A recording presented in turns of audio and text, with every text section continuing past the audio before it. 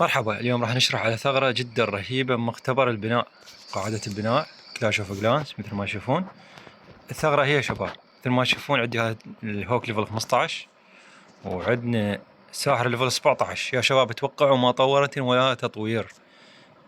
يعني شلون سويت 17 راح اعلمكم سر يا شباب. انت من تطور قاعدة البناء، فتحت البيت، اول خطوة شو تسويها؟ تفتح المختبر. واضح يا شباب؟ لا تطور هذا المبنى، لا تطوره، لا تفتح الجنود. اوكي، لا تفتح الجنود، فقط تطور المختبر. اذا طورت المختبر وكملت بعدها ايش راح اسوي؟ تجي تطور هذا الثكنات.